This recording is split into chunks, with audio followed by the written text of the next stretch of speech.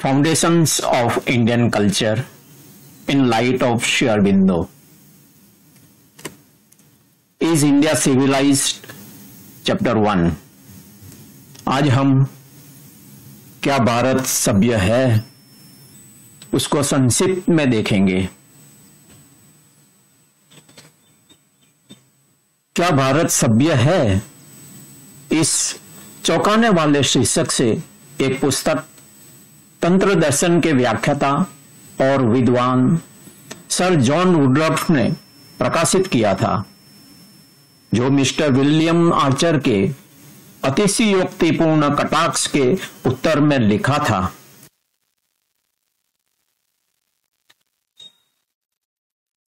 Sir John वुडरॉफ का यह पुस्तक दो कारणों से ज्यादा महत्वपूर्ण बन जाता है।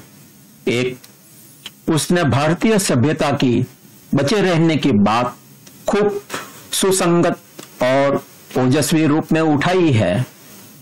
दूसरा कारण है, उसने भिन्न संस्कृतियों के बीच में संघर्ष का अवश्यम भविता का प्रश्न भी उठाया है।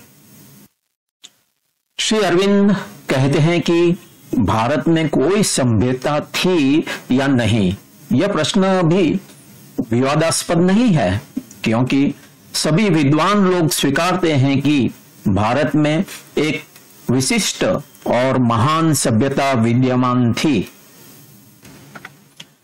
विभिन्न संस्कृतियों के बीच संघर्ष क्यों होता है, उसको समझाते हुए श्री अरविंद कहते हैं, भौतिक जगत में अस्तित्व बनाए रखने के लिए प्रकृति ने एक नियम बनाया रखा है।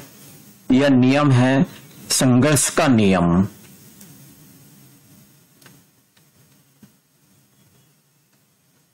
श्री अरविंद बताते हैं कि इस नियम के कारण विभिन्न संस्कृतियों का एक दूसरे के साथ संघर्ष में आना अवश्यम भावी हो जाता है।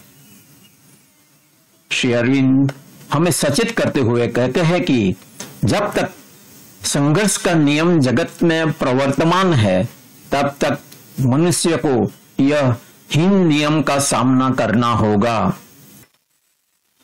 संघर्ष के ठीक बीच में, कुरुक्षेत्र के मैदान में हथियार को डाल देना घातक हो सकता है।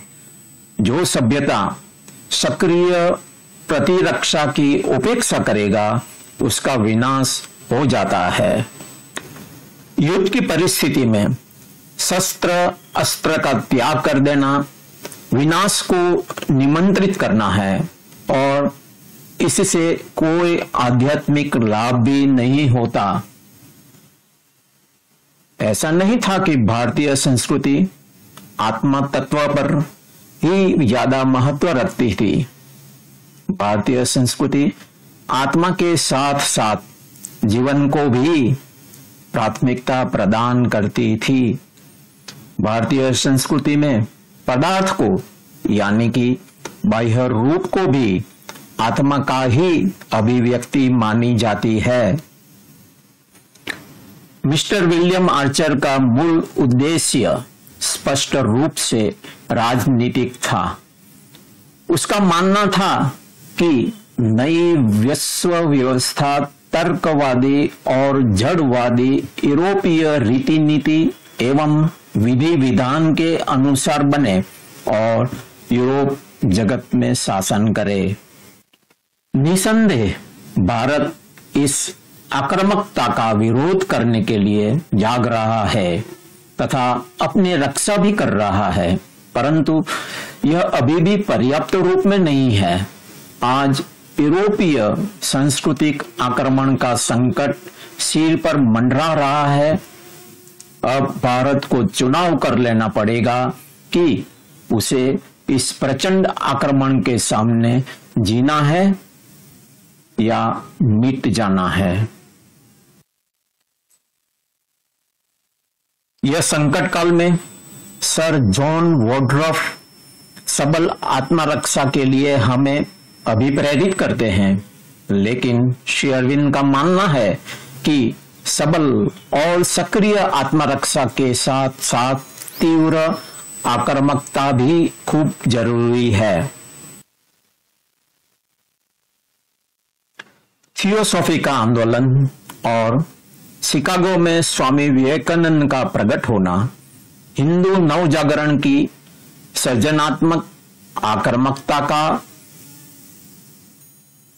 आक्रामकता पर एक मोहर लगा देता है और दुनिया को दिखा दिया कि भारत अब केवल अपनी रक्षा ही नहीं परंतु आक्रमण के लिए भी तत्पर है।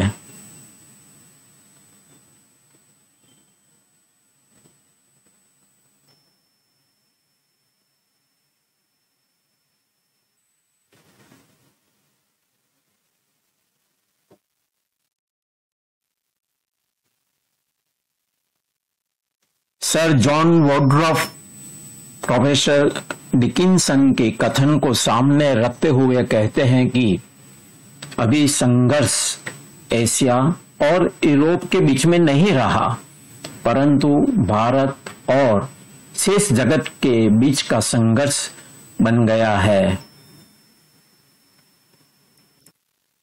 इस संकट काल में केवल भारत राष्ट्र ही अपनी विषम परिस्थितियों में भी अपने मूलभूत आध्यात्मिक आदर्श के साथ निष्ठावान बनकर खड़ा रहा है।